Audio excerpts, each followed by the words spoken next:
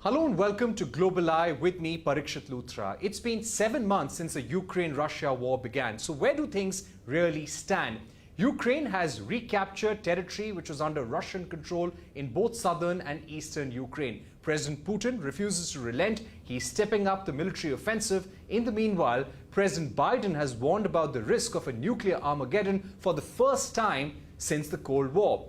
So where is Europe headed with this war? What does this mean for the energy security of countries which are dependent on Russian energy? We're joined by Germany's envoy to India, Philipp Ackermann. Ambassador Ackermann, thank you very much for joining us here on Global Eye. Give us a sense of what does Germany feel about the trajectory of this war? Ukraine has recaptured some important territory in eastern and southern Ukraine, which is under Russian occupation. Russia has announced its intention to annex Ukrainian territory, step up military operations. Where is all of this going? So, Parikshit, thank you for having me. And I want to start by saying that we observe the situation on the ground very carefully. And as you rightly say, there's a development on the front. It is interesting to see how quickly the Ukrainian troops have being able to conquer parts of the territory back, and that was quite a remarkable achievement, I would say. At the same time, we see continued attacks on Zaporizhzhia, on the nuclear power plant and the surroundings, and therefore, I think one should not be too quick in drawing conclusions.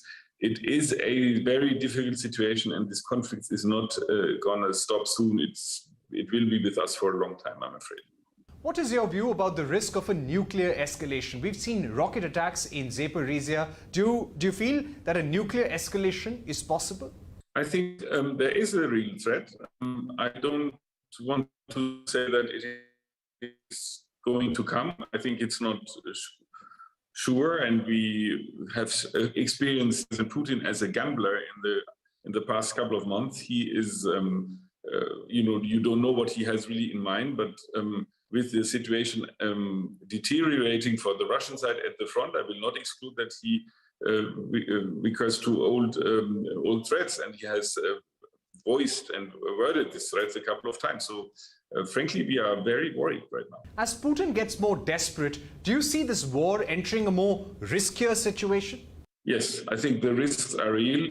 You have seen that the American side has reached out to the Russians and have made clear, the American side has made clear what that would entail as a consequence from the Western side.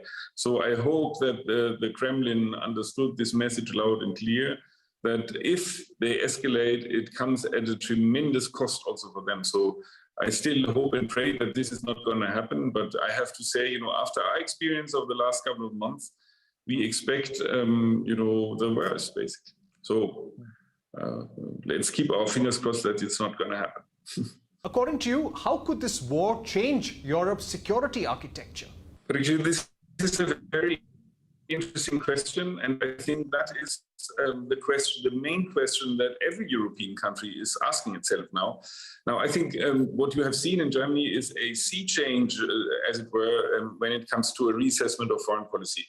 We have started rearming our own army by with a large amount of money.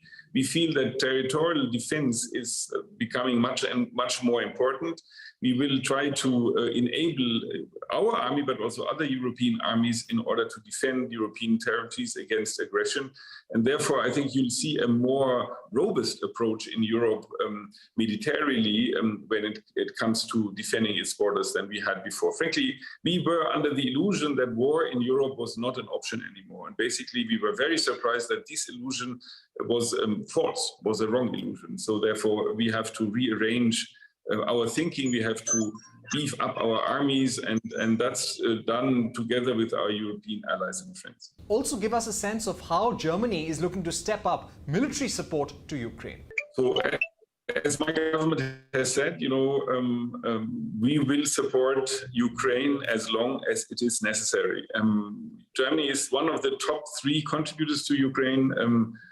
We have civilian and humanitarian aid delivered, but also we have a lot of weaponry and ammunition delivered, including vehicles, small tanks, howitzers, and machine guns, and so forth. So Our commitment to Ukraine is very, very steady and will continue as long as it is necessary. It will go hand in hand with the support of our allies, America, but also European allies, and we will share.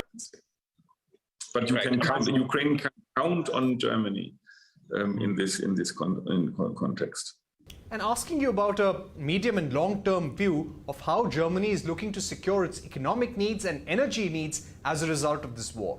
So, as they say in diplomacy, never waste a crisis. You know, you must see sources of energy that are now for us much more interesting, and I think mainly that would be renewables.